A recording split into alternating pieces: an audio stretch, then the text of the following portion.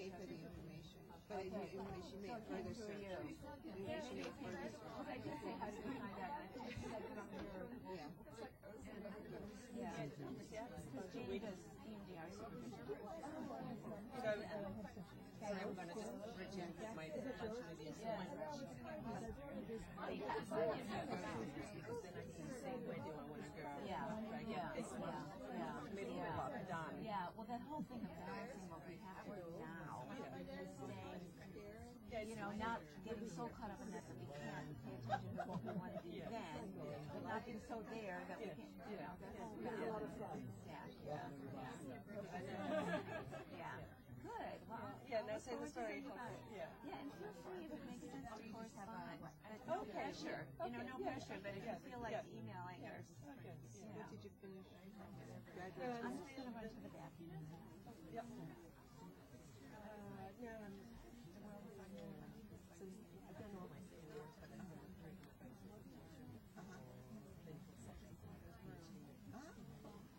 But I'm so motivated by my computer. Yeah. So that's why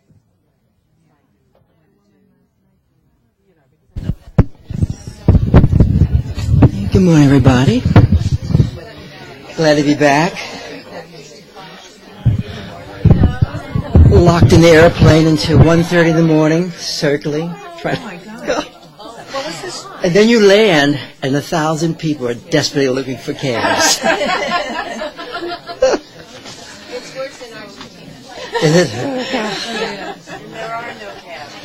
There are no. I did that at 1:30 in the morning.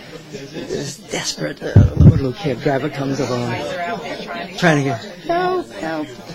Let's close our eyes just for a few moments, and now we're a little too loud, I think. I'm having more fun.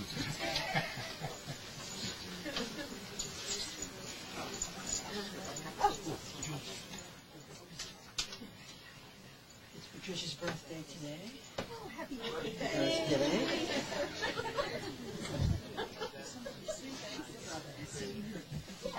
1, 2, 3. We're just focused in. I'd like to thank everybody for helping out with the Lama. That was really great.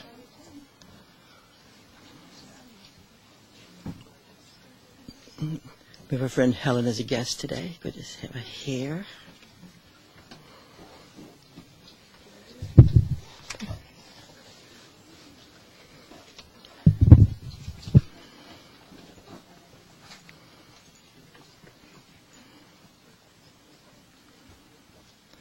So let's extend through our bodies like we do.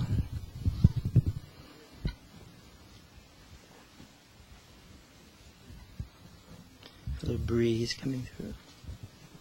Let's extend to each other.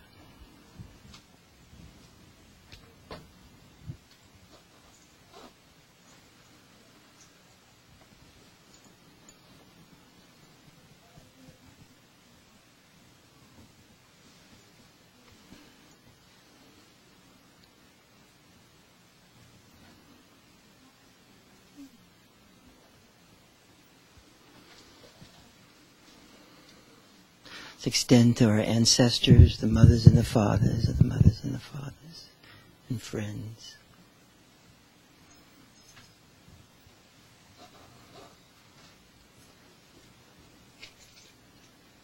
Let's extend to all the great teachers and gurus and yogis who we've met.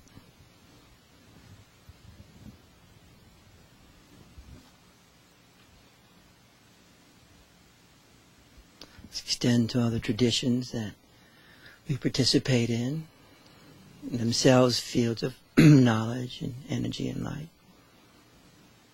They mix in our bodies. Tribal boundaries thin.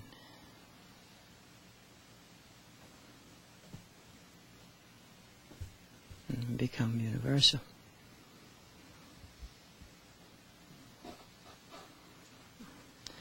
Don't extend to that dimension. It's so mysterious and ineffable.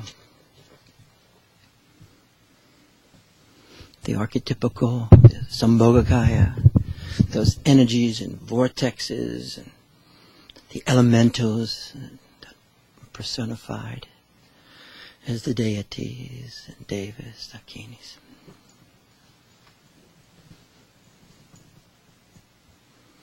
And again, we'll focus on Manjushri this morning, as well as the Divine Mother in her many forms. That personification of gnosis, huh?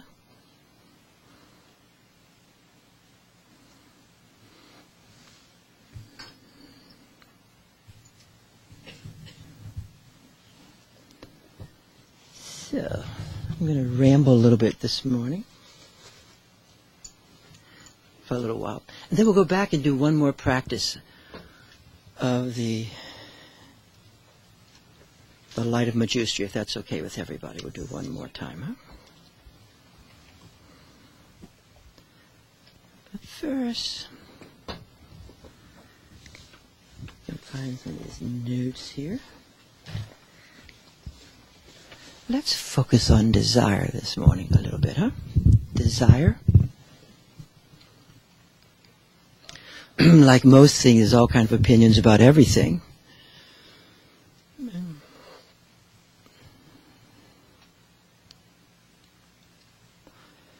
And desire is not always looked well upon.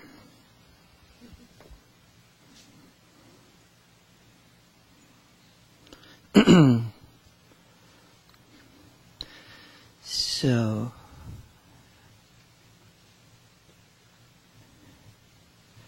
in forms of Shaivism, in forms of phenomenology, in forms of Logchenpa's Dzogchen, desire is the experience of manifestation. In a most profound way, desire creates everything and anything. And desire is the experiencing of the primordial awareness manifesting everything and anything in us and around us, and actually at times through us. To experience manifestation and manifesting is to experience the self-arising of desire. Experientially, huh? Does it feel that way to you? Desire can arise from no-thingness. But in spite of what many think, it is not simply a substitute for the void, but is the very manifestation of potentiality coming through. And that this desire is a substitute for voidness is a very popular opinion. It's popular in East, that when one feels the lack in oneself, since there is no self and one is just a chunk of convergent circumstances, dependent origination, and one focuses on that lack, it's not a happy moment. So then one starts to have a desire to be known, and for all sorts of things, in order to know that they are, right? And then some, especially early Buddhism and Vedanta, Hegel, people like that, would say, Lacan at times also, to name some of our favorites, that out of this substitution, desire is a substitution for the lack. That makes sense what I'm saying? And so you should really not have any desire. You will come to terms with what is, which is nothingness. And the goal is cessation of desire in the early traditions, right? So yes, if that's making sense. I don't think it's a happy way. And fortunately, it doesn't fit my own experience, which I tend to rely on.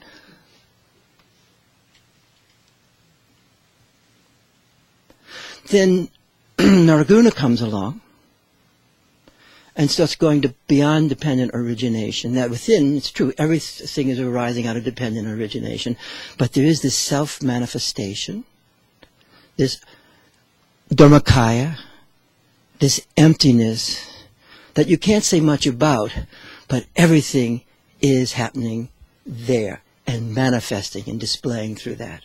So this starts to open up the Mahayana tradition, to use a Buddhist metaphor for our purposes here. Say yes if that's making sense.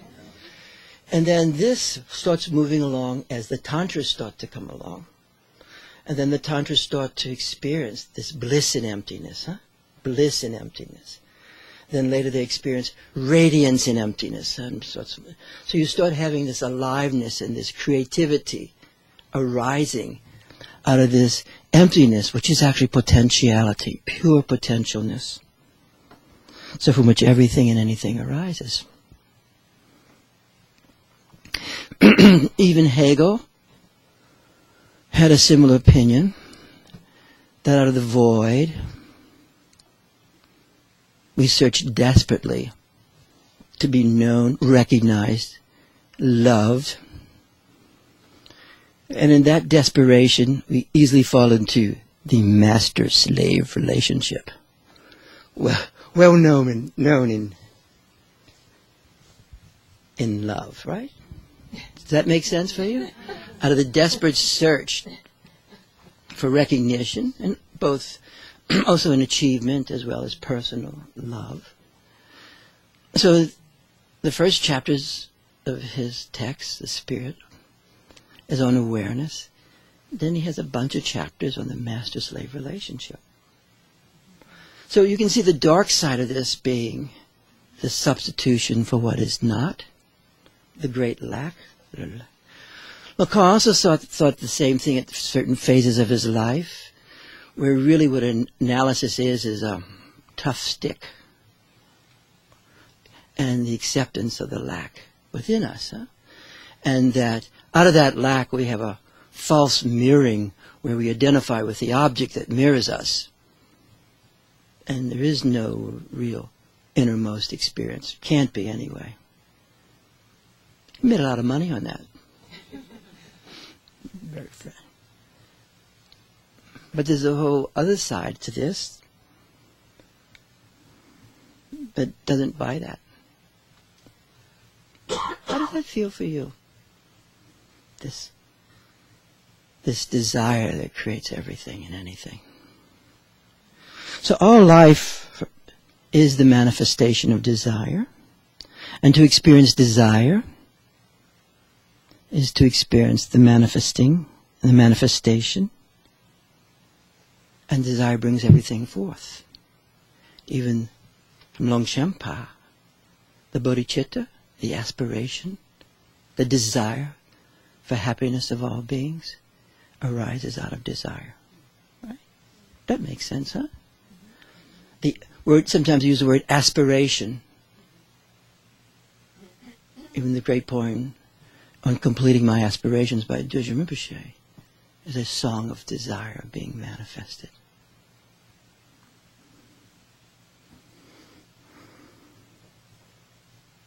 So to experience desire, to hold desire, is to experience manifestation arising. So sometimes desire just comes to us. It comes.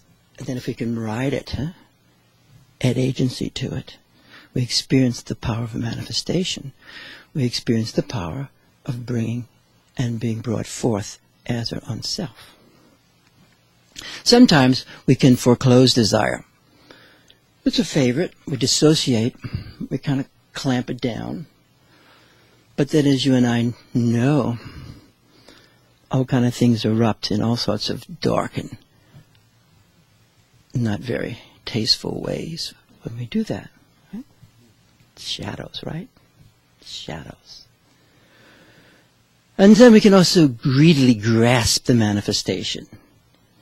Endlessly, rapaciously, inflatedly, actually become godlike before we crash and burn, you know. This makes sense to you guys? Can you feel it a little bit? So desire is it's a foundation relationship between ourself and being. Not just when we experience ourself as our little mind or our little thinking function, or sensation function, or memory function. That really does reify this sense of ourself. But when we experience ourself as this awareness, then it brings us intimately to the sense of beingness of our own being. And so desire comes to be felt as excess. That means more than enough. Or surplus, filled with desire. Fullness.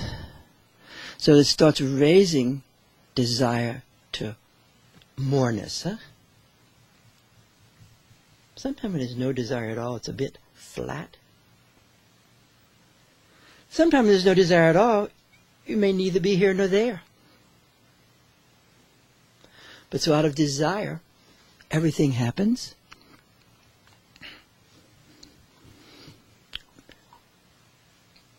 But considering it being surplus, filledness, excess, in the best sense of excess, the cup is more than half filled. And it manifests and brings us into openness. It is openness. And brings us into the world, which is the field of being meeting us as we are. Say yes if that's making some sense. So this primordial awareness, manifesting self and world, ourself in this world,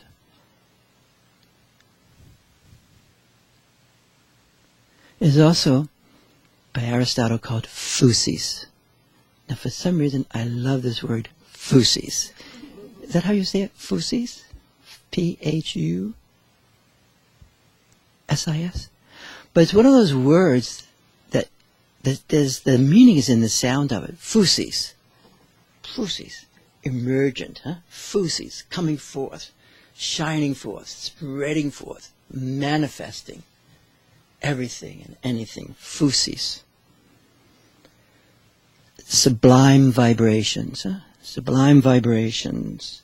Manifesting everything and anything. So as the sublime vibrations manifest everything and anything, it is sublime, it is goodness, though my mind at this moment may not think it's goodness. Or in certain circumstances might say, oh shit. But it is this sublime vibrations manifesting everything and anything.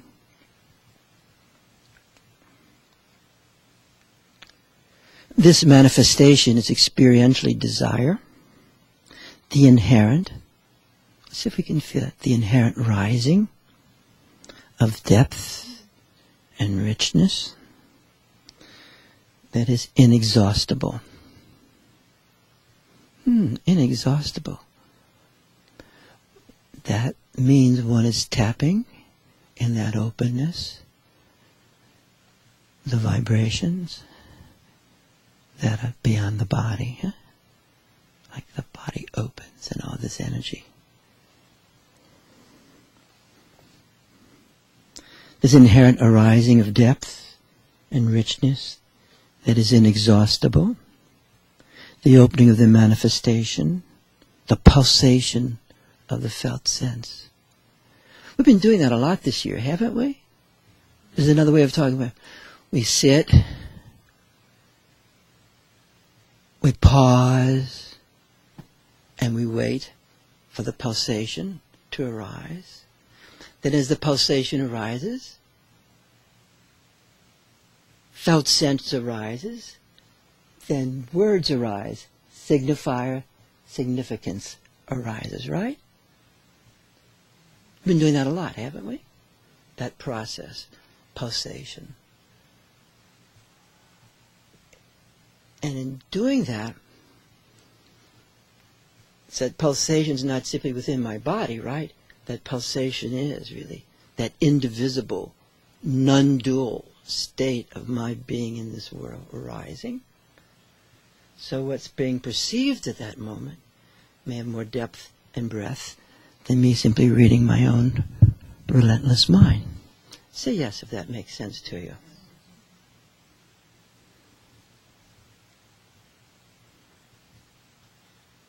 So this pulsation of the felt sense of desire brings forth events of experience. Not always easy, sometimes so intense, right? Both within and without.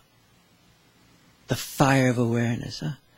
Like that sun of Manjushri that we'll be touching on. So this desire is also as an attunement to what is self-arising within and between these worlds. What's arising within and between me and you, or you and me, or you and us, huh? So desire does have that. It's not simply necessarily a solipsistic event. Say yes if that's making sense. We'll focus. So I'm going to wander around a little bit this morning. So we've been talking this way, now we spoke a lot about words, right? And signifiers for a long time, right? So now we're bringing in the topic of desire, arising out of the same, or self-arising, that attunement to what's arising, and that manifestation, that riding the manifestation. That's a skygoer, riding manifestation, huh? Moving through translucidity of phenomena. Let me get distracted for a moment because I see Spence there. And Spence raised a really good question. About 3 weeks. Remember that question, Spence? Yeah, it's right here for me now, too. It's, the way I think of it is that there's, well, I experience it, is that there's a, now I've got the words of four-dimensional image. Yep. You know, that seems to me to be a preliminary to manifestation in life. Yes. Well said. So, aside from desire manifesting language, right? It manifests apparitions and it manifests visions.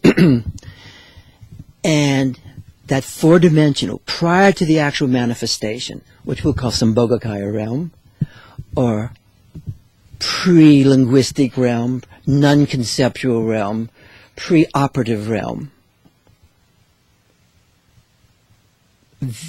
which is not simply an appearance, but it's an apparitional dimension.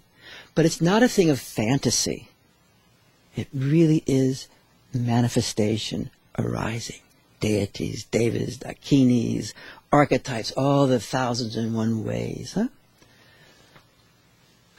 I don't know if this links, yes. Because I don't know what the words meant, but there was that evoking of imagine. Yes. We were together. Yes. This word imagine is such a fantastic word, isn't it? And the person I love the most on this is Henry Corbin. And Henry Corbin was a great phenomenologist and a lover of the Sufis. And he thought the Sufis, because he called it the organ of perception. And some people in this room have this capacity. They have this organ of perception, which is imagination. But imagination in the West sounds like a really good fantasy, hoping for it to come true. But as Winnicott and some of the there is this transitional space. And fantasy is a dissociative state. Fantasy doesn't take place in transitional space, right? However, what does arise in transitional space is imagination, and the imagination of creativity. But that imagination is actually a perception. Perception is taking us back to the four-dimensionalness of this earth. So even if it's not completely explicit, you might be perceiving it, and you might be an author writing about this dimension, you think? Or you might be a person feeling the energy of this dimension inspires you. You guys following this? So imagination is the organ of the archetypical realm. Imagination, that's okay?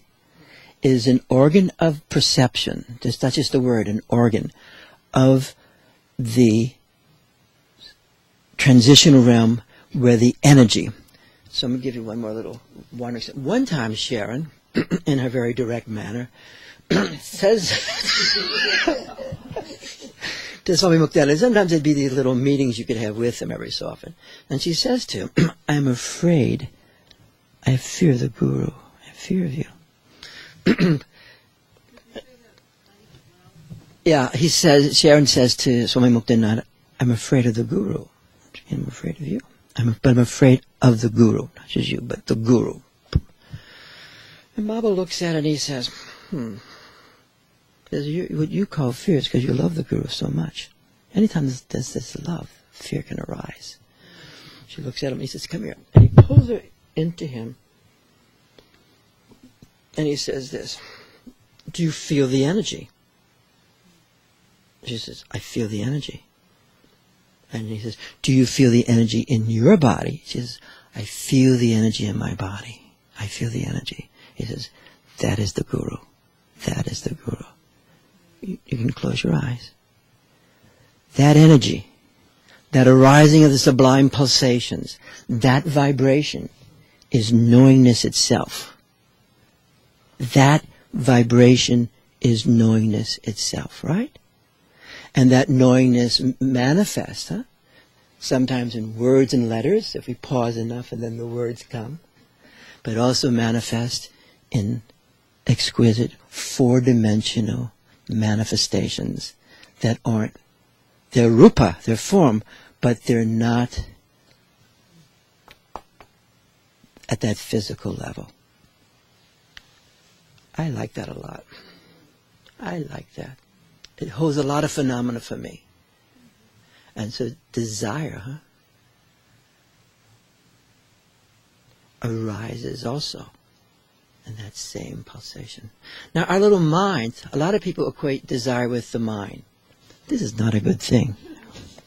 And sometimes our mind, especially if it's cut off, foreclosed, repressed, that's not the better word, but it's not so available, then and all that energy is coming and our little mind doesn't know how to read it. You with me? Because it's not reading it at the level of awareness. It's reading it at the level of mind alone. Then all kind of unhappy events can take place with that. Misunderstandings, misknowingness. And one can be wandering around through drivenness, which is not the power of desire itself. Say yes if that's making sense.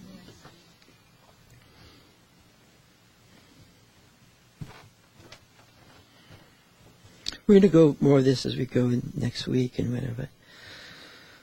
Just a few other things.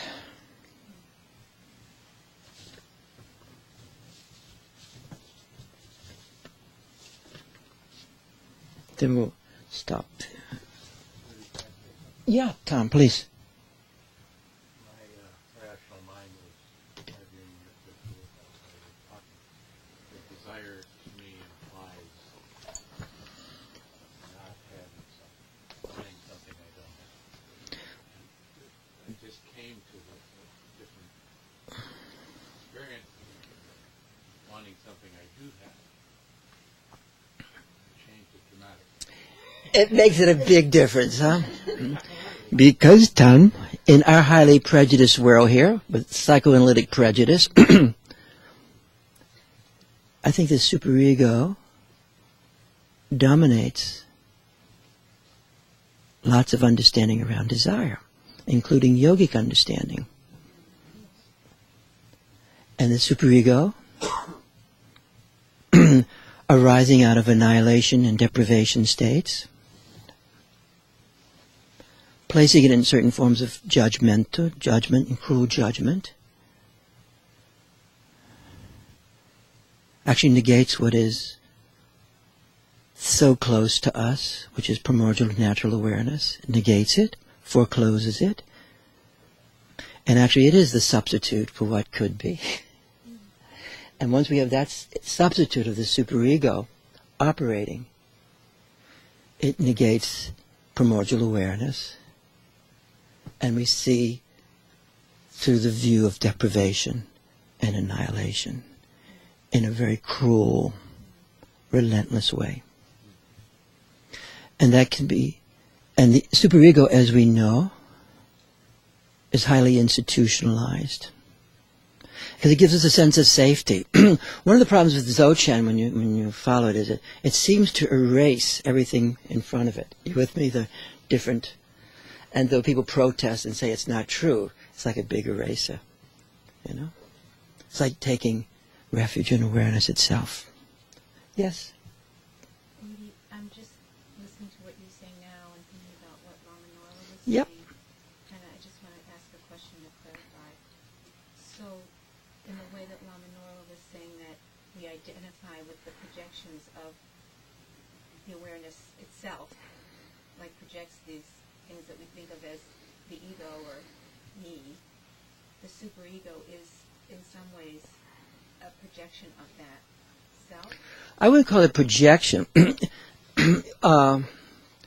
When Lama Norla said dependent origination, emptiness is simply dependent origination, he was teaching at that moment a certain traditional statement that also he understands in its fullness. Dependent origination arises out of primordial awareness. A lot of times when lamas come, they always start at the beginning. They just start at the beginning, and they start taking you through the history of the drama. They start boom, and eventually they take you up where there's only awareness. So at that moment, he was making a statement,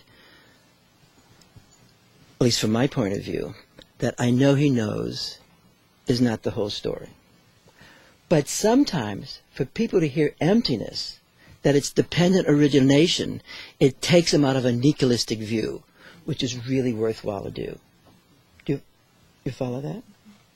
So would the superego be a form of dependent origination? Superego is a form of dependent origination, and the dependent origination being manifested because I'm only in touch with the results of dependent I'm not really experiencing the manifestation. The more you and I experience manifestingness, then the results aren't going to become so reified and institutionalized as they can be. If we miss the process of desire and the self-arising, then we lock into the results alone. Is that making sense? Yeah. Lama Norla also speaks, I should say this, because in my life, as and many of you guys' life, we have many teachers here, right? And I don't agree with everything my teachers say. I love them, and I feel in state with them, this oneness. That's what really counts for me. But a lot of these teachers say opposite things. So it boils down to my own opinion eventually. And a person like Lama Norla is from the Kagyuga tradition. They emphasize more, the Karmapa and that tradition emphasizes more the mind itself. Are you with me? And the nature of mind, which is a little different than my prejudice. On the other hand, I'm so glad to have that connection to the Kagyuga tradition and the Tantras and Vajrayogini and that whole thing. But I like mixing it up in my body. But from Longchenpa, appearances are actually there. Lama Norla also said, but the objects aren't really here, which is a traditional Kagyuga statement. It is totally valid from that point of view. The world is a projection. From Longchenpa, this is not to be too intellectual here, but that's what we do. Longchenpa says, the whole thing, you really are over there. You with me? In fact, I'm going to throw a rock at you, hit you in the head, and there'll be consequences. So there's a difference in the unfolding of traditions. That makes sense? Yeah, he also said that piece that I again... Which is? Okay, go here. Wait. How can it not be okay for you to go there? Well, this is where I am. Yeah, but this, no, yeah, but wait, yeah, but we're all working and having our own understanding. It's really great to hear people. But even if you buy the right opinion, whatever that means, and you're buying it, it's not your opinion. you're actually still in a false self superego posture unless you make it your own and have your own thoughts arising from the powerful experiences you've had with masters. You follow what I'm saying? Yes. So what do you think, Doctor? Well, Doctor,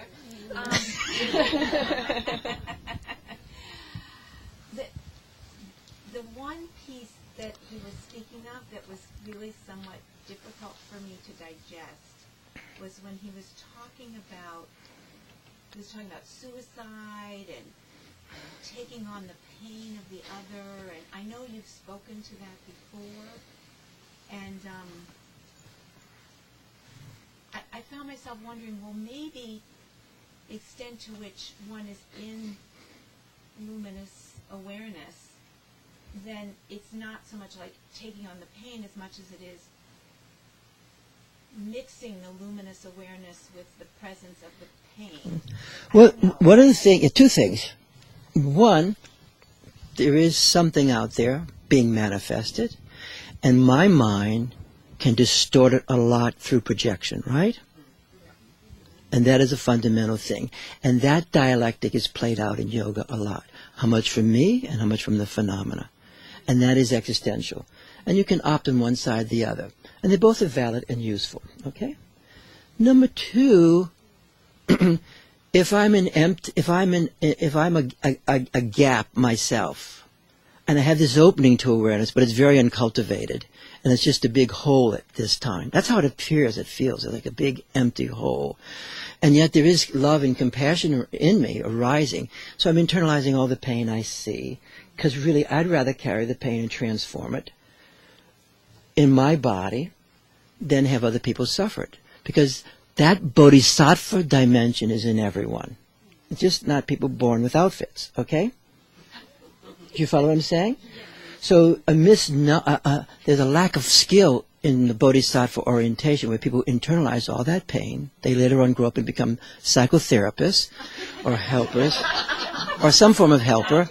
And they, no, not surgeons, and because they don't internalize. You want to become a vocation where you can internalize the pain, okay? Where it's good. And you internalize that pain, and slowly but surely you become depressed. You with me? And you start to hate people you work with because they never comply anyway. And you can't stand pain, you can't stand death because you internalize all that suffering, right? Now, the more that openness becomes, as Lama Norla was saying, you really have to meditate, right? And the more you're holding that awareness, and it becomes the light, the fire of Manjushri, right? And that light is there. First of all, you have the great compassion which you can extend it, right? You can extend that. And so at least in the extension, because it goes beyond defenses, it goes beyond everything, and it organizes, it enters into a person's body, and they start to resonate to that in themselves. And that is a great gift, right? And especially for people that are parentified children who carry the pain of the family system, this is well documented, they tend to internalize and they suffer from depression from internalizing and empathizing with the unbounded infinite pain that's there.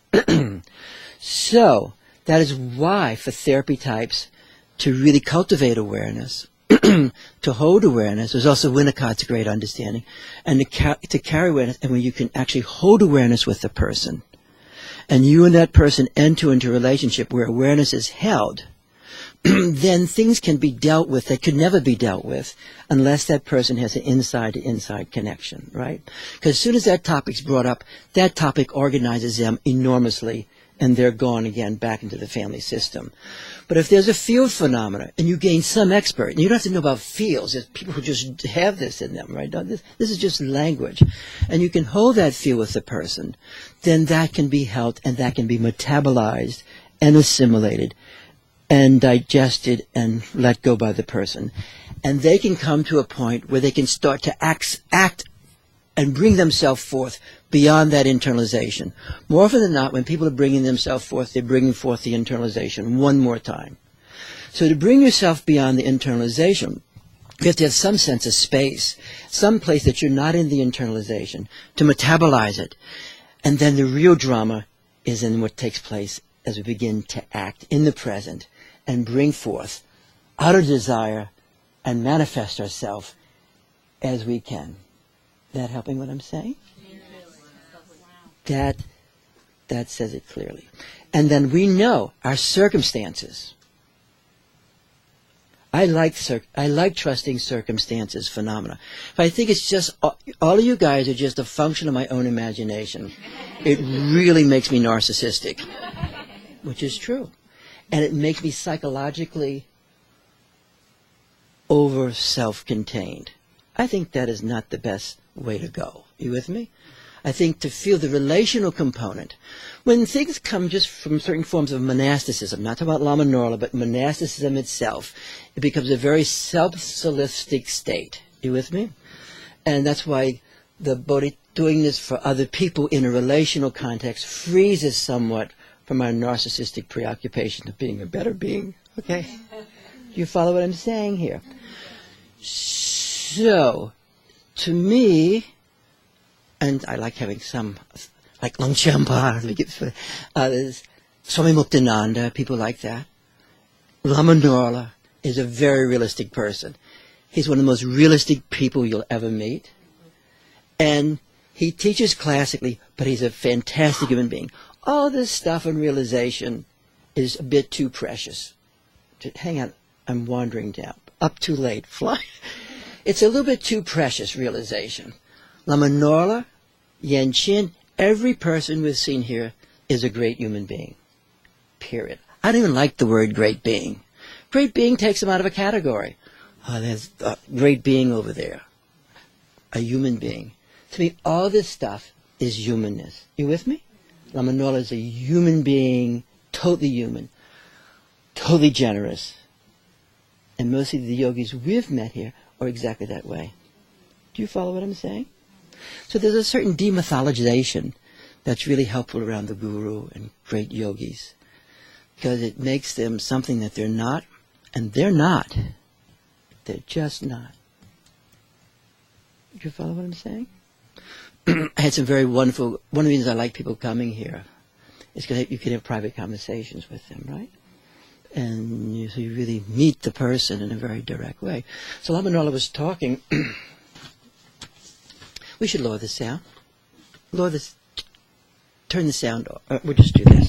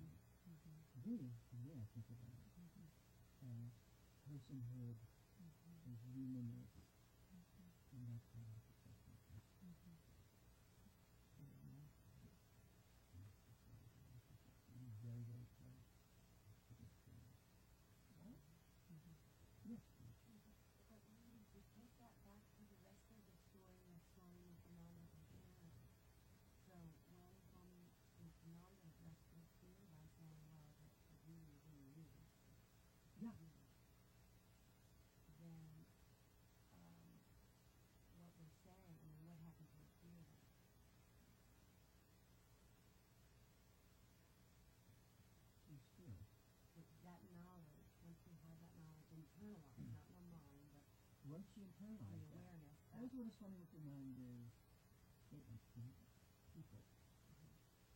Is to do your own self. Actually made that very different. You walk up, you be a regular person, she's a regular person, and then you walk up to teach, because he would bow to his teacher, the symbolism of the Guru. Just like Tamasambhava, the primordial Guru Rinpoche, is simply a symbol of the primordial Guru, right? Buddha. Originally Buddha meant a person.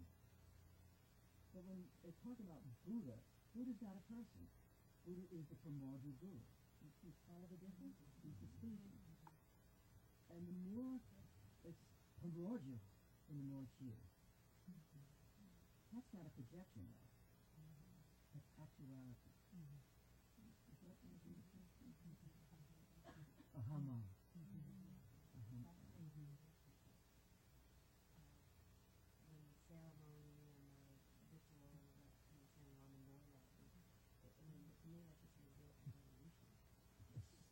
Example of evolution. The history of Tibetan Buddhism, the history of Christianity is a de-evolution. 325 or so, de-evolution back. Second great century came before. We explained Holy Roman Empire. But that evolution is starting to take place again. The de-evolution is taking place again. The wonderful priest that my mom tutored, I've known for years, and he came, and he used to be known as Monsignor so-and-so. He doesn't call himself father anymore. He's a magnificent person. And there's a movement of deep characterization of the power. Isn't that powerful? He's a very regular person. But that de-evolution is taking place. Of course, I like to think about this in terms of cosmology or archetype, because Jupiter is no longer the planet, dasha of spirituality, healing. It's doctor doesn't mean anything anymore, right? He doesn't have anything. You know the doctors are doing all this stuff. You do it for the doctors for insurance. Not even a good idea anymore. Not a good idea. That's all I'm saying. So royalty, and spirituality, loyalty and healing, politics.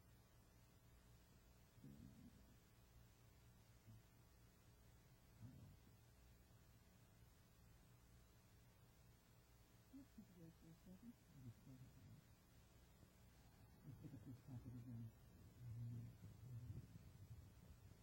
Back to the point about this, the own mind.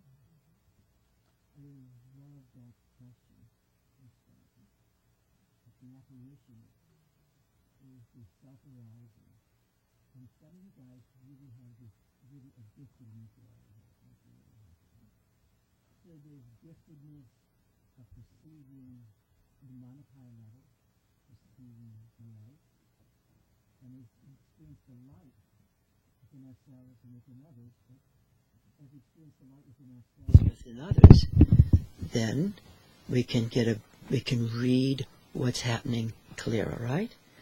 We can actually know not only what's the nature of the situation and its luminous goodness, but also we know the difference between a tiger and a flea, both of whom are hungry. And we can operate with self-agency, manifesting our own self through will. Will arises out of self-manifestation. It arises, and if you can attune yourself to it, you can move. Primordial will, we attune ourselves to primordial will. It's not like my little will does everything. Say yes if you guys understand that. So that gnosis arises linguistically, apparitionally, and also desire. And the more you and I can attune ourselves to the awareness, going beyond our mind in that open, non-knowing state,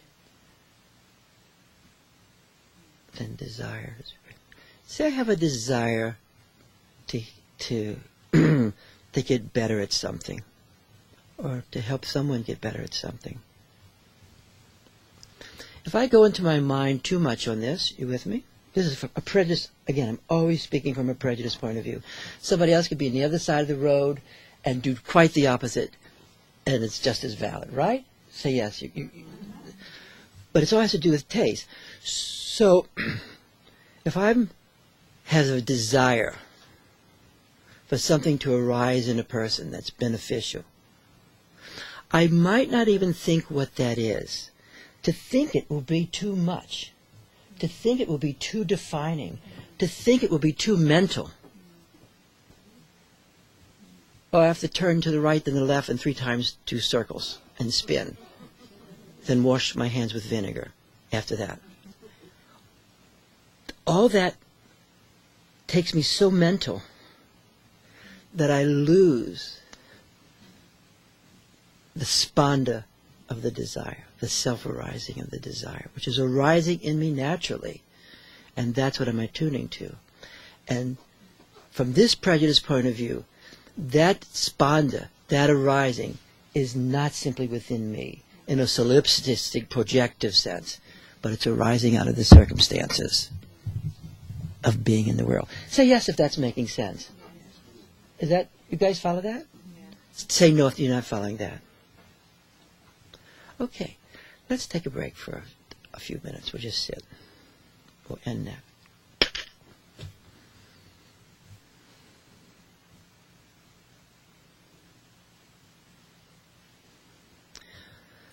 So let's focus within just for a moment on the self-arising that you're experiencing right at this time in your body, within you and beyond you.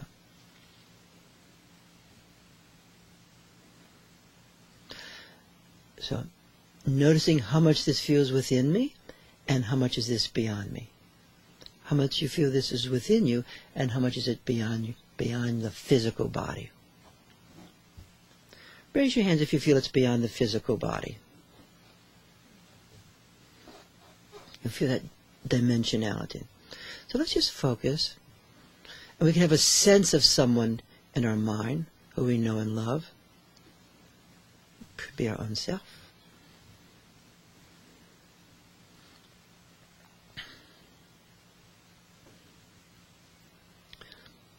And even if you have an idea or some understanding in your mind, just foreclose that. Just move it, not foreclose it, just let it drift away and go back down into the stillness or the soundless vibrational level. The light, which is light ultimately. And we'll just hold that with that person or for that person right now.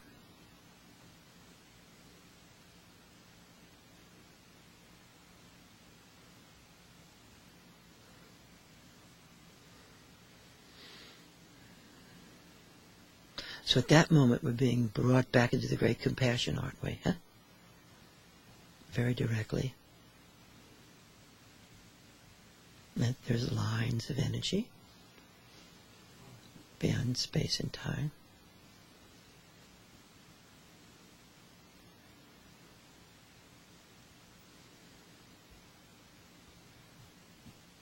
It's not just willy-nilly.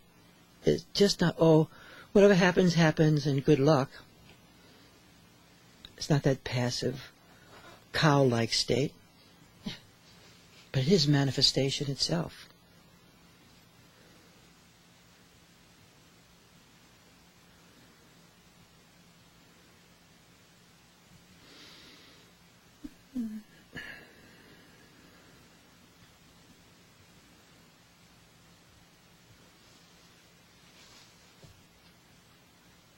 Anna, what's that like for you right now? Just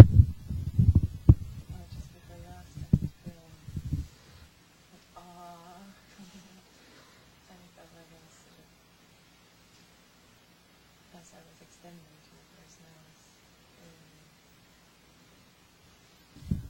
was myself arising. Yes. As I'm extending to this person, I felt my own self arising. Huh? And as she's claiming that, to use that language, owning it, riding it. It's not just her mind. The mind helps signify it. Barbara, what's it like for you, hon?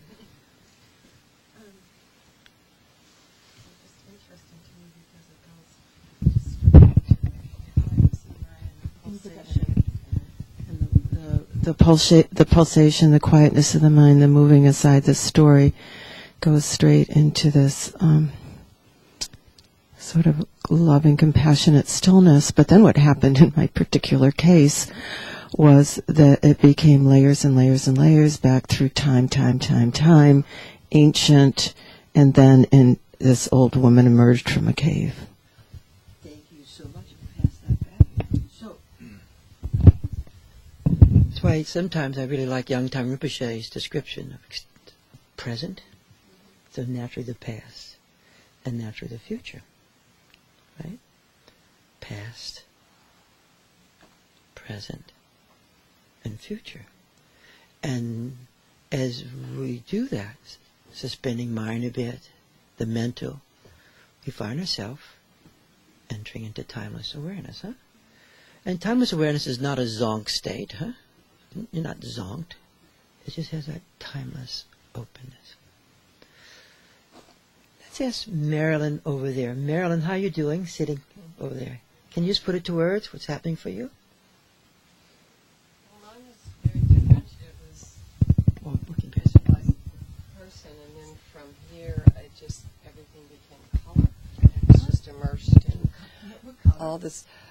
Oh, beautiful, beautiful, beautiful colors. And this is what I felt from the weekend, too. I was telling her, that you asked me to stay, what I was thinking, yeah. It was just colors that you don't see normally in your everyday life, like a richer blue, a richer maroon, a richer gold, just sparkling. I'm all in color here, yeah. And the person is that also. It is really like the body of light, isn't it? Mm-hmm. Yeah, and it's behind also. What's it like to be in that vast place of light? Well, truthfully, it's a little too comfortable. It's like, this is really great. Can you intensify it if you wanted to other ways? Can you bring more? Yeah, intensifying it, the breath becomes a part of it. And then the breath gets, as the breath gets larger, the color gets brighter. And I'm feeling more of a,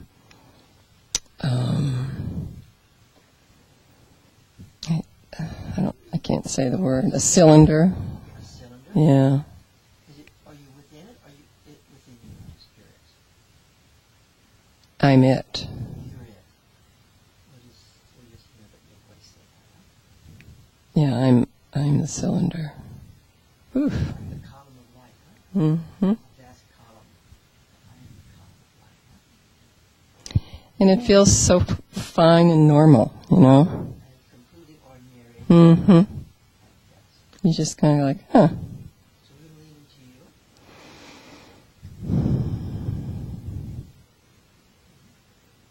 Can you feel Marilyn? What's it like as you feel? Just feel it. I can feel you. Aw.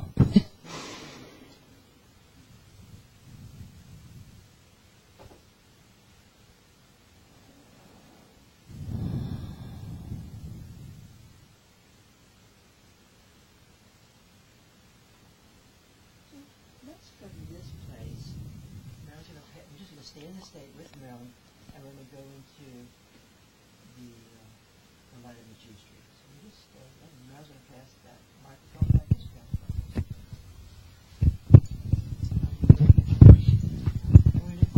Thank you so much.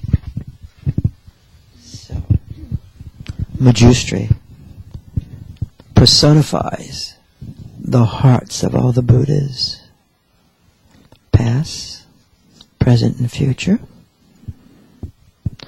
And the root text says, Shrito Herde. Shrito Herde means abiding in the heart. So it takes, the Manjushri empowerment takes us back to the heart essence, okay? So in these different traditions, the love is always important. Some traditions will emphasize Dantian and the upper chakra, okay? Or even certain practices. Certain practices will focus on the Dantian and upper, and certain practices will focus on the heart chakra. You'll just see that how it's manifested in terms of the energies, okay? Jnanamurti means the wisdom kaya, wisdom gnosis. Aham Buddha means I am the Buddha. I myself am the Buddha, abiding in the three times, past, present, future, and timeless awareness, the fourth time.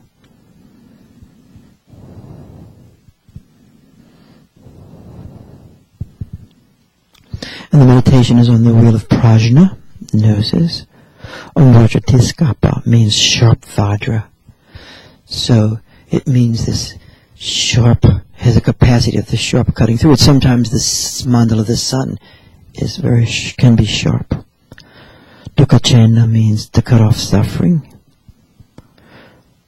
Prajnamurti means the Unisha, the practice of primordial gnosis, wisdom. So desire and primordial wisdom in this frame are the same.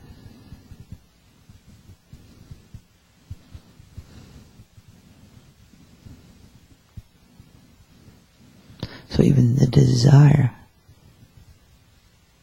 arises, and there's an empowerment power to bring it forth. Yanaka means possessing the wisdom kaya. Vajragasvara means becoming a master of speech, meaning my speech, your speech arises out of the kalam, arises out of the non-conceptual sublime energy arising.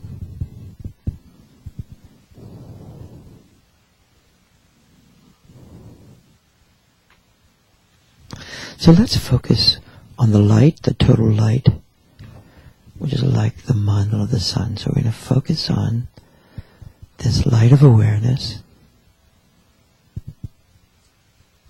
like the mandala of the sun. Mandala simply means field here.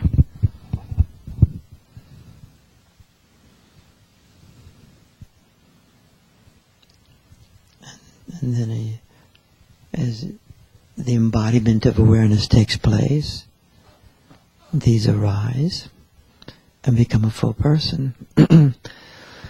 Oddly enough, Swami Muktananda used to say, without Shaktipat, without the arising awakened awareness, you're an animal.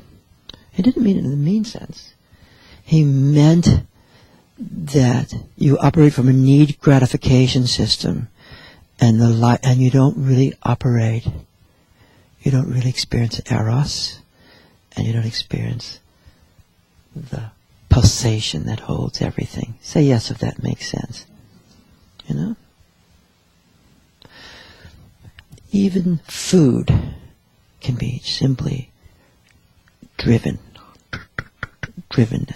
but it's not really into the aesthetics of desire. You ever have that moment? I've had it many times.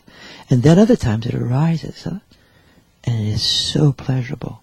It is so resonant because it is in awareness. Say yes if you've had that. So we'll focus on the mandala of the light now. Now we're not imagining it.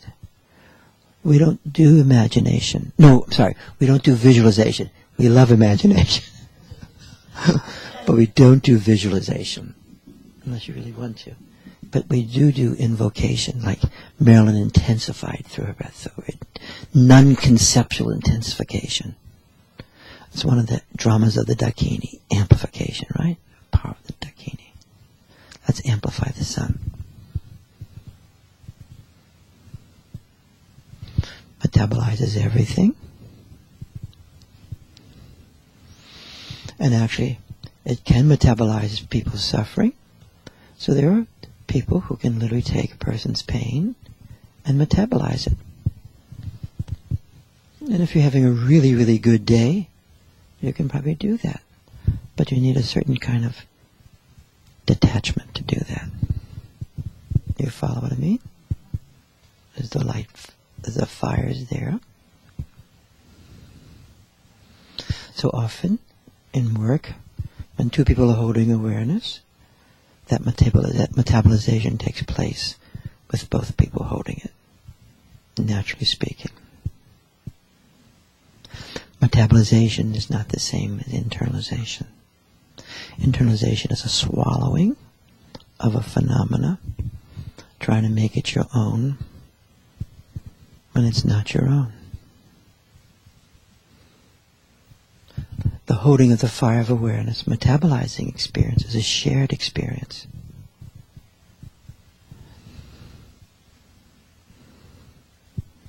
Let's extend that light, that fire to each other.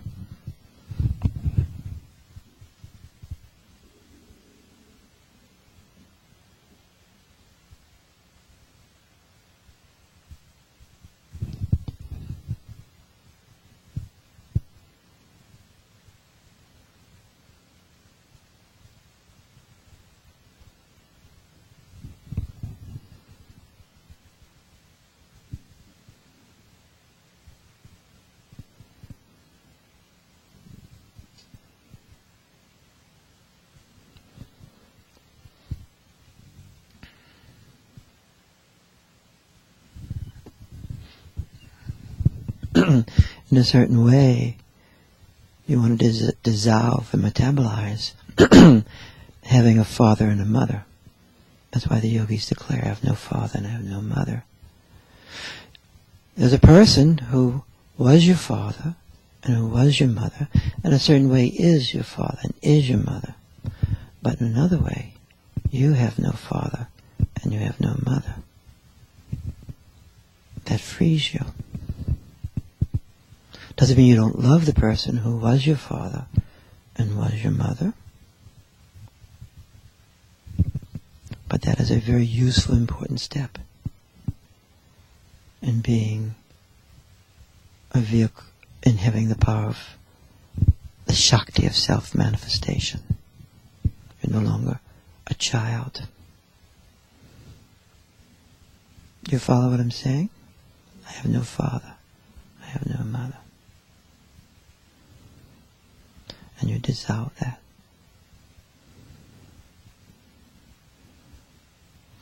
If primordial awareness is your father and your mother,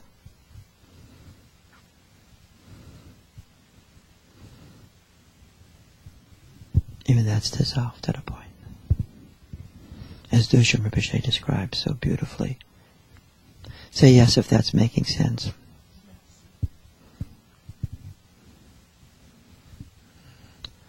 The power of the great compassion is dissolving.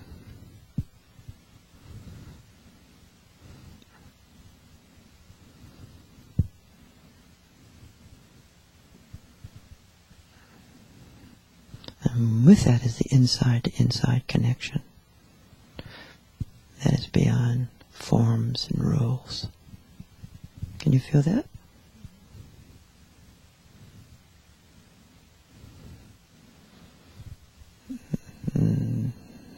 That's very close to deathless awareness, isn't it?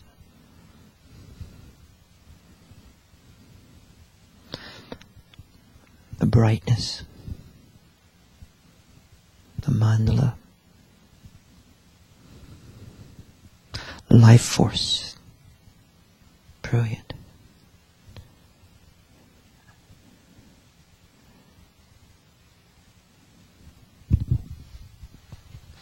Let's move to the second is the light of Amrita, nectarian state, bliss, bliss that overcomes suffering. It's extremely luminous. It is like the moonlight. It is so soft, it permeates everything.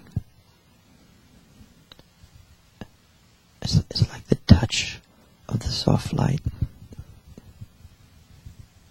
It is nectarian, almost like sometimes like a viscous quality, like the heart drops.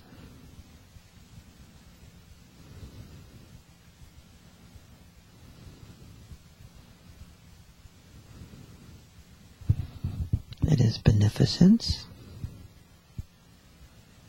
and we'll extend that. And there is no fear in the moon. It is nurturance. It is maternal. It's like a sea.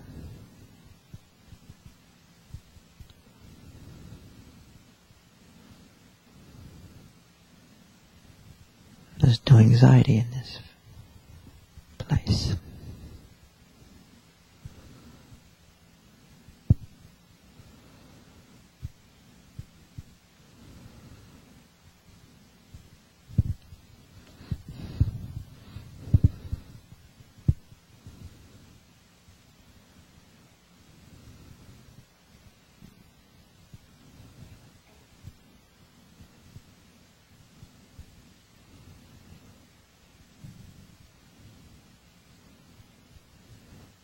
Whenever we touch it, it really is timeless.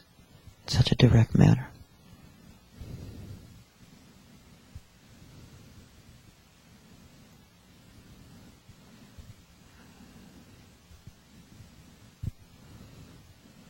Sometimes it has a bluish sheen to it.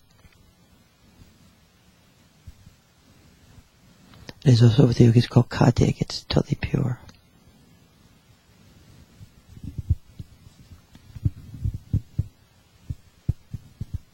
It's the essence of manifestation.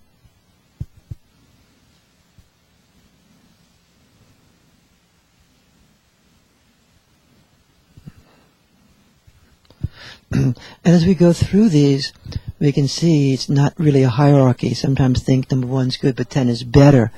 It's actually variations of the same nuanceful place, right? So yes, but that's making sense.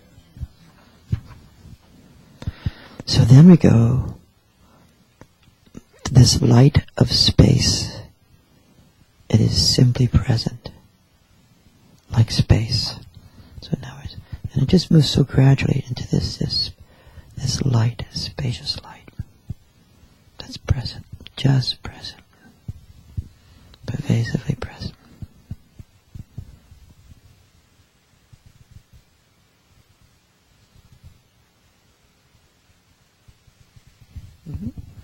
So as this quality, this quali, Q-U-A-L-I, arises in you, in a non-mental way, you can extend it.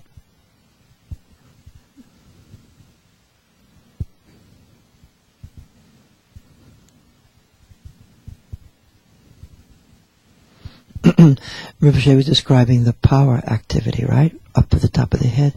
This also has a P-O-W, I forget how this has that quality too. This has that expansive state that takes us into the space, right? Not much effort.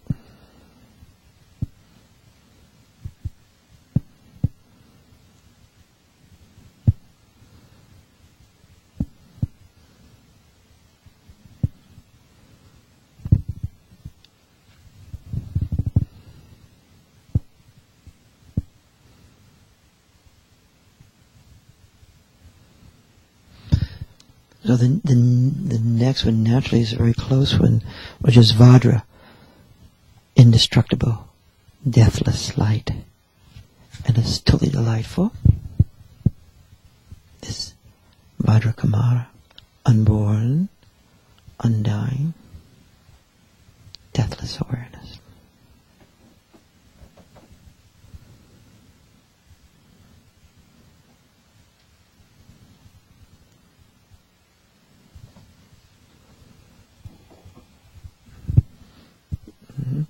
And if you're thinking of a particular person, dissolve the mentalization just a little bit, and then you'll be more directly in the indivisibleness.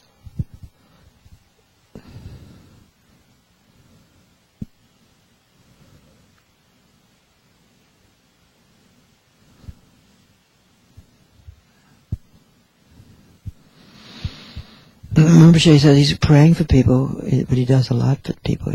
He's actually entering these states. He spoke very beautifully about that too. The entering the state and then sending it.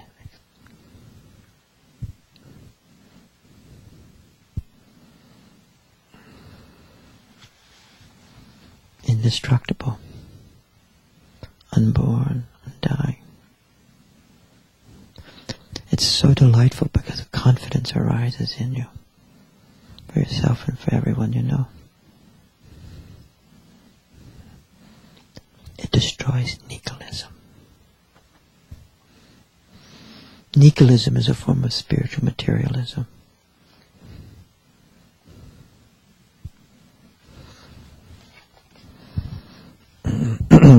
The next arising, which we're invocation, bringing forth, self-arising,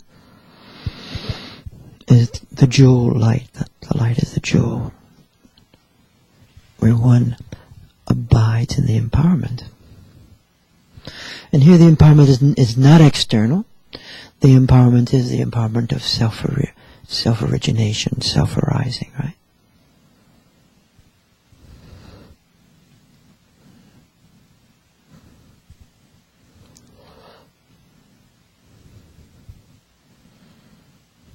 You can feel the inner yes to that. Yes. Pre-vocal.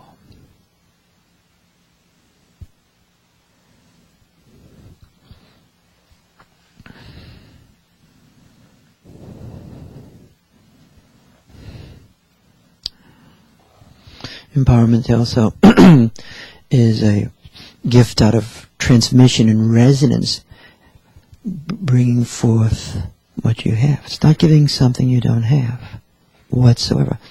That's why empowerments arise naturally within us.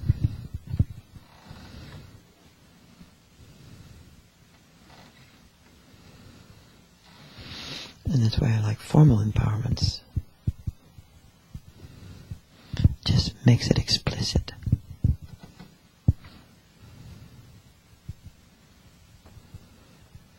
Ritualistic explicit. It's ultimately transmission, bringing forth what's there. And the support to sustain it.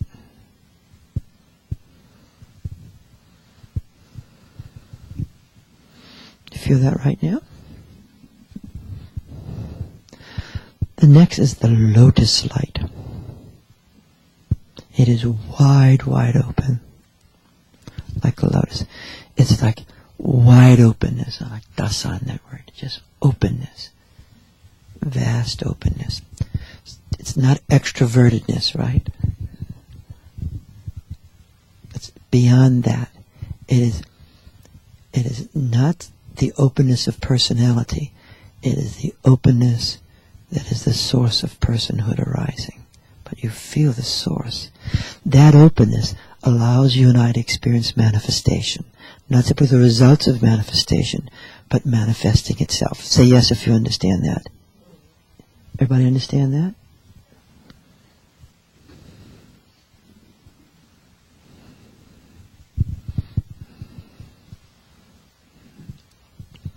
When we speak about self-manifestation, it's a non-causal approach that doesn't negate causality, but the focus isn't on causality in the linear way. The focus is on simply the self-arising of everything, but there'll be little circumstances and causes that bring it forth. It doesn't undo self-origination's dependent origination, but it's pariah. Say yes if that's making sense. Next is the light of action. Because Buddha activity, or primordial awareness activity, is being performed all the time. The light of action. Knowledge is action. Gnosis is action. Activity.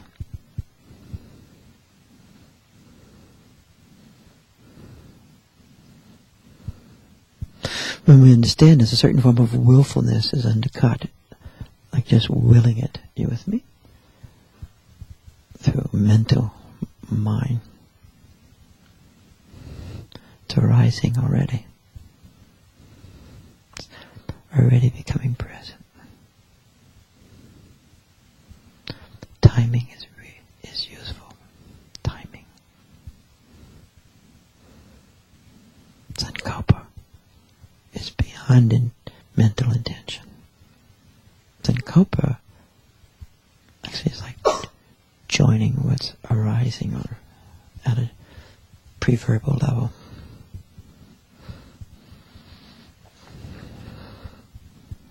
Knowledge is action.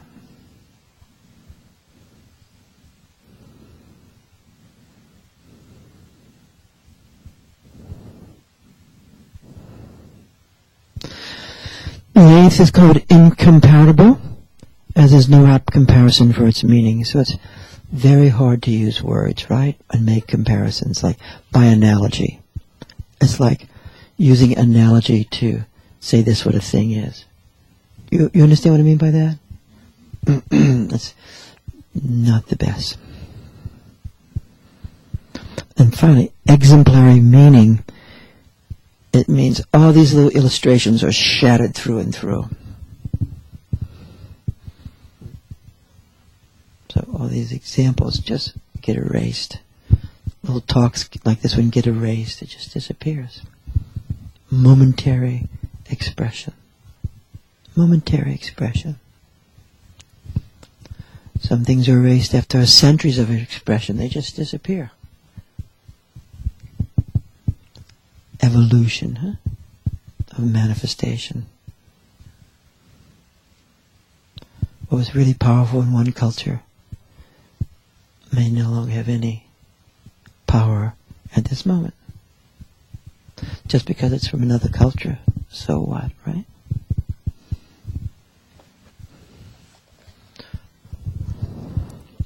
The 11th, there we go, the light of prajna.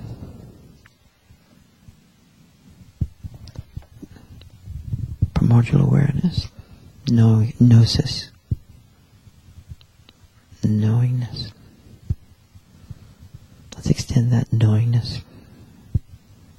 Heart essence, the light, knowing the light.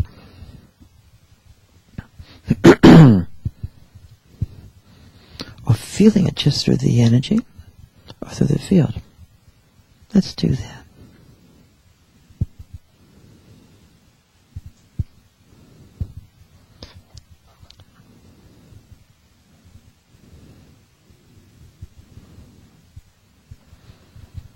Then we can integrate our minds.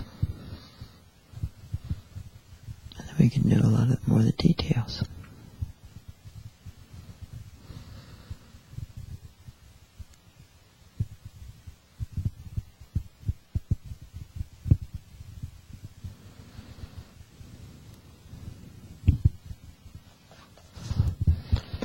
The next is sublime luminosity. Let's open our eyes halfway and let's gaze at everyone and everything, not imagining it, but seeing the luminosity manifesting as a form. Like, see if you can find it. Just look, these different people, place. That if it wasn't light, you would not see them. It's not like the light hits our eyes, but light manifesting them. Or you can feel that.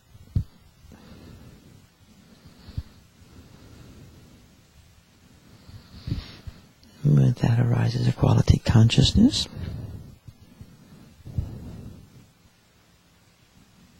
And finally, intrinsic awareness. So we begin extrinsic awareness, knowing intrinsic awareness.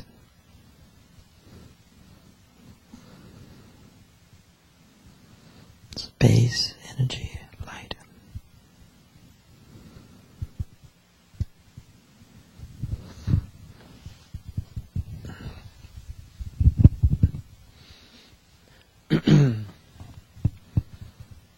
So let's just share our experience where we're at right at this moment.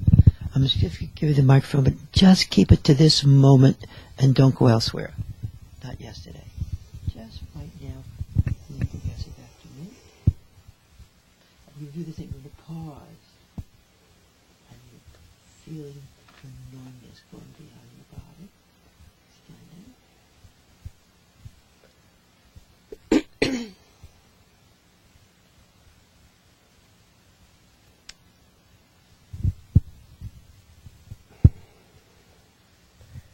This is this gift of resting and resting with confidence. Thank you so much. Resting in confidence, effortless resting.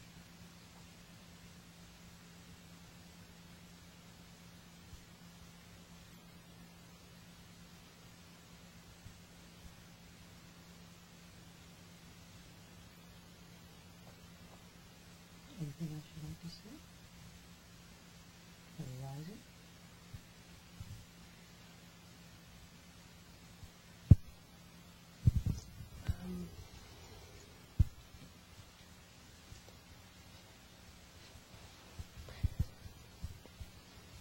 I hope I'm not going kind of off, but for me with desire also comes at times gratitude. Thank you so much. I'm going to pause there. Can you describe how desire and gratitude are so experientially close? Just going to pause. So we don't have to think it. Well, this is just very simple confidence that I am it.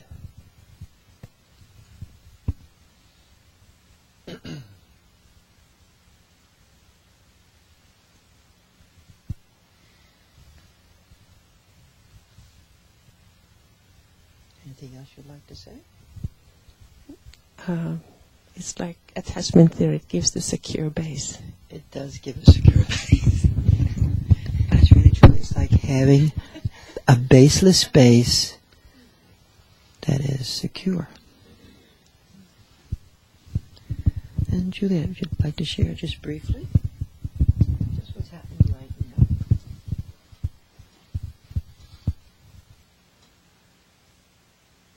And complete presence within being in that incredibly silent, still place, which at the same time there's movement within the stillness, and there's even, it isn't a sound of the ears, but there's a sound within the stillness and the silence.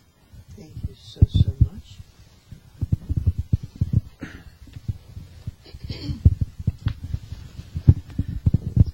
As Patricia to share, it's our birthday. And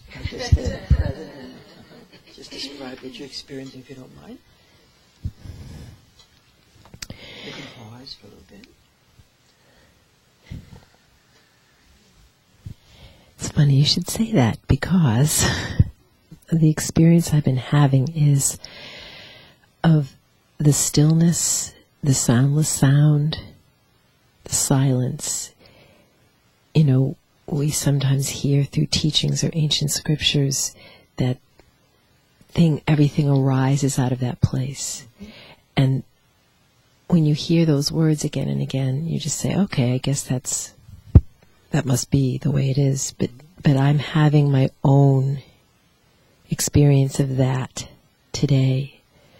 My own experience of that there is no other way that something could birth except through that pausing of no sound, that the vibration of that space before something takes birth, before a person takes birth or an idea or an action that's for the highest good. And I'm experiencing that space now.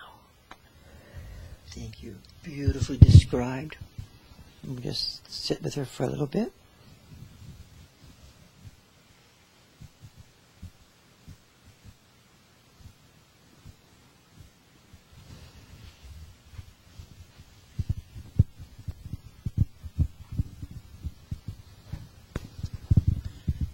Martha, would you mind describing your experience?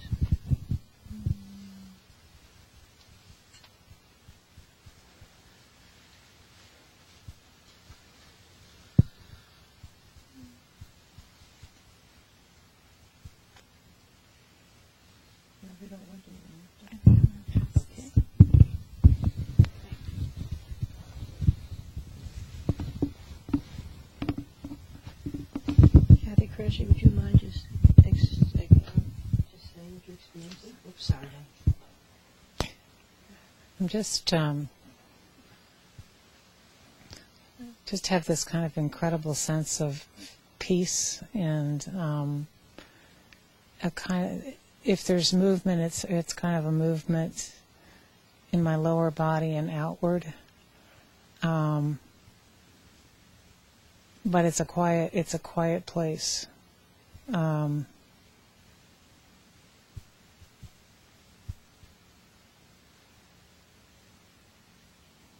as I talk, the energy comes up. It's almost like in the process as I'm talking, it starts rising up towards just up and out. It's almost like it's pulling me out. Yes, we go from inside to out. It's pulling me out. Yeah. Desire and speech. Mm-hmm. Thank you. 1, 2. Would you mind just describing your experiences right now? Well, it feels like both a great deal of light and energy are just coming through me. And it's very quiet. And I want to just sit here sensing it all coming in. Because it's a place of great relief.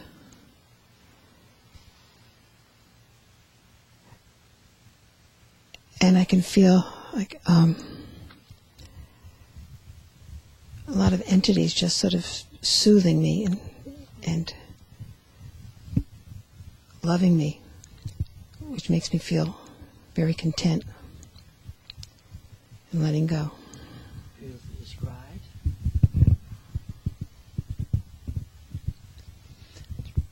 It's so much fun. They have these different dimensions open. And if they're open for us, then they're also open for others. Because one thing leads to another. Nancy, would you mind just describing your experience, please?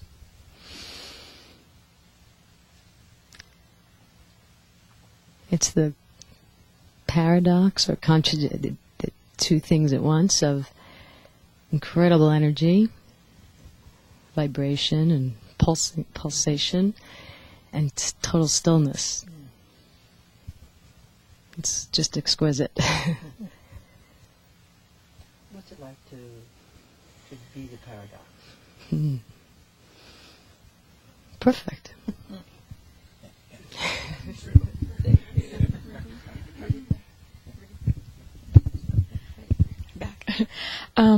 What I'm feeling is very much how much I am the guru for myself. And I'm feeling a fearlessness in it. What's it like to be fearless? Just at this moment. It feels very powerful. And it feels great also to be sharing it, that I'm extending it out as well, but it's also coming into me. And it also feels like it's something that I know in a very deep way. What's it like for you to know that you actually know that and have always known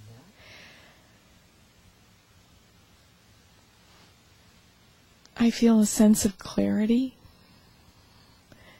Like it looks clear. It looks like a lot of things drop off. And it feels pure. Not muddied with a lot of other stuff. Beautifully said. Thank you. I'm thinking that word when Patricia was talking, it was like everyone's a version, all these different versions of their own experience, huh? Just like traditions are versions, people are versions, huh? And and our own circumstances are versions.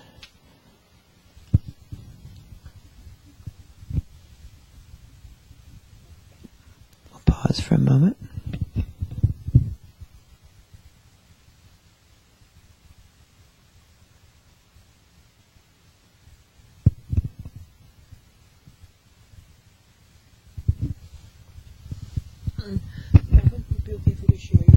Whatever you're experiencing right now.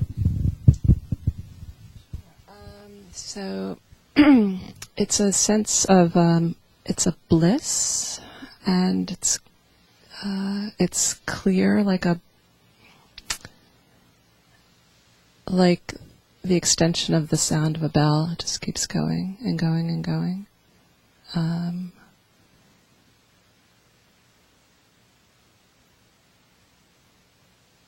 And so it's got a pulling out, but it's very calm. Thank you so much. We're just going to sit for a while. And this clock over here is terribly off at this. So let's just do it. We're going to sit. I'm going to ask a couple of people just to walk around and touch us this morning, okay? We'll close our eyes and just rest. And then they can touch a few people, then they can sit at the... Patricia, would you mind? In fact, whoever shared this morning can just get up and walk around and touch people. And you're like, those... light is your own. So we just get up and you just can walk around and just touch people. We'll leave our eyes closed though, okay? We're just going to be really quiet. And if you shared, just touch a few people, then come on back. And you touch them with your wrists or your hands. And you can feel that light. You're in the field. Very simple.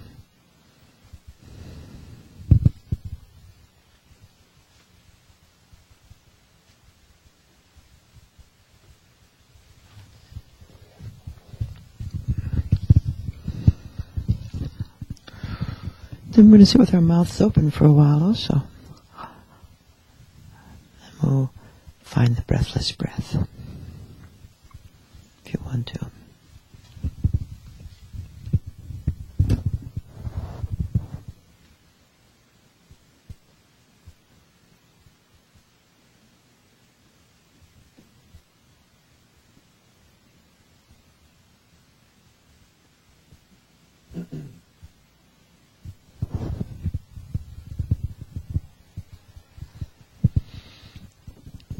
And as people are doing this, the Chode also, that empowerment of the Mahamudra, then the empowerment of Manjushri,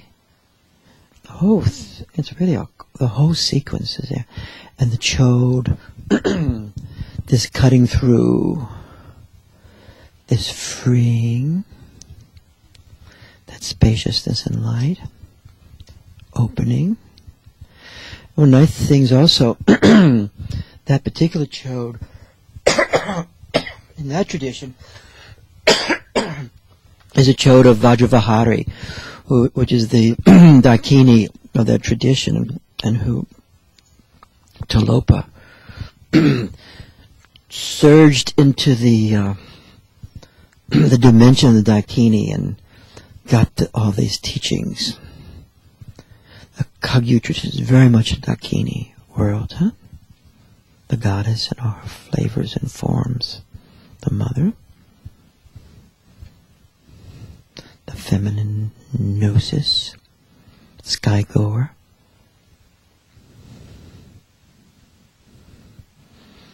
So as you're touching people, we'll focus on her this morning, which is awareness itself,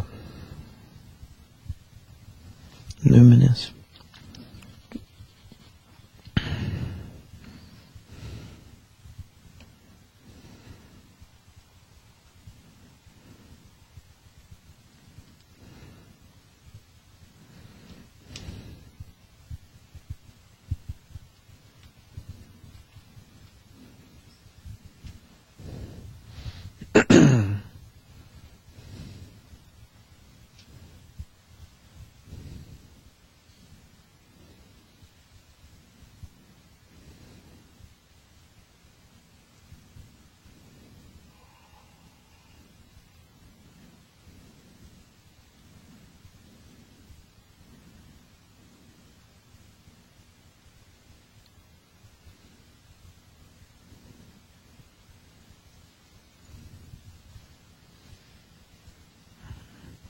And if you want, you can also pull people into your heart,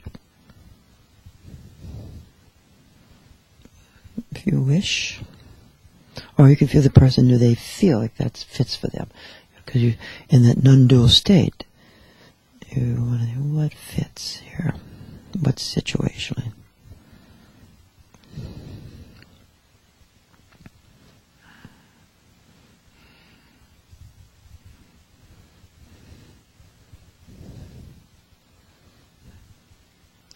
Then we can keep doing what you're doing. We're also going to extend to Lama Norla in gratitude for the vast amount of light and energy that he is.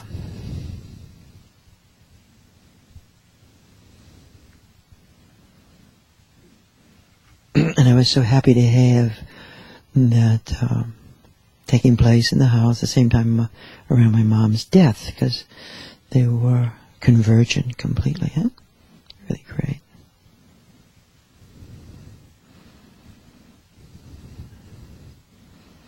And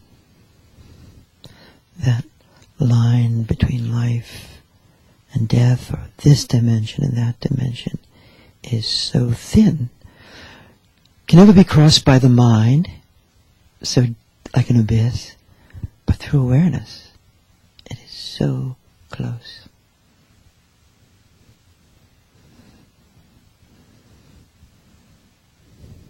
So close.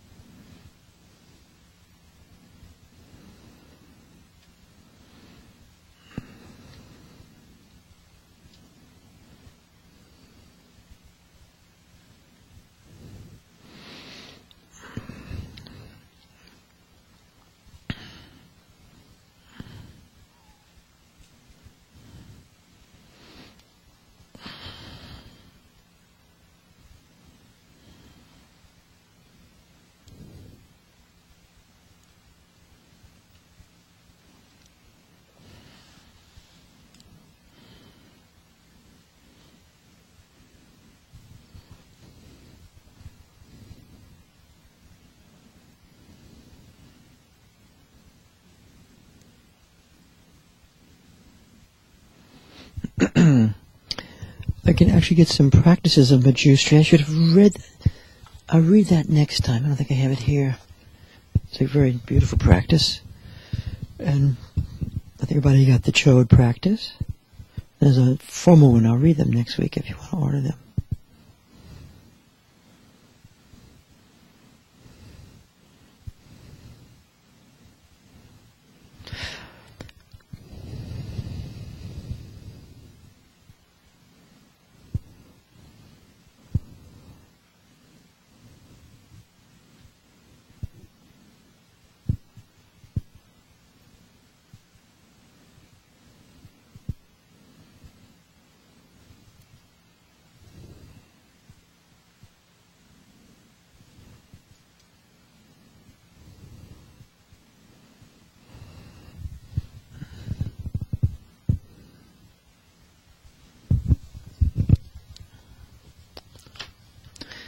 So today we were experimenting, thinking about, or moving into that desire as the play of wisdom gnosis, huh?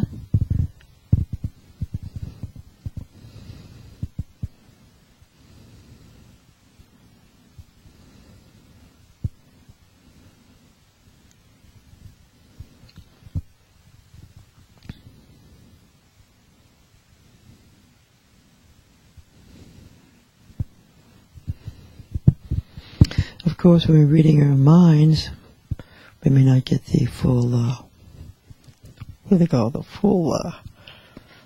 full deal. We're just trying to read our minds to find out what our desire is. We might not get the whole soup.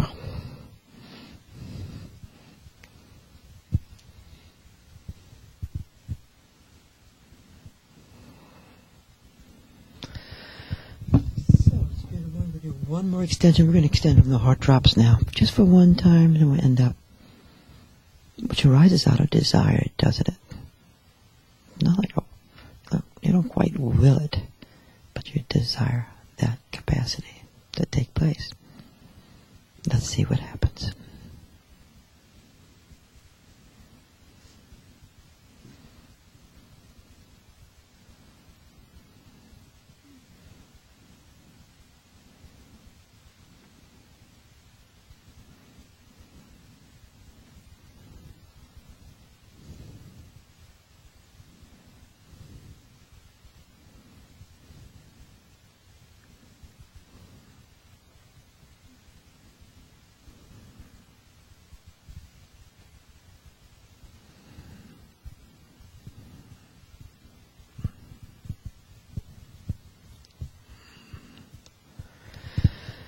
So let's rub our hands together, place on our hearts. Thank everybody for coming. And we'll see y'all next week. And I think Amma comes soon too, right? Great. She'll be here on Tuesday July, not June. Okay, great. See y'all next Wednesday, right? Thank you so much. See you later.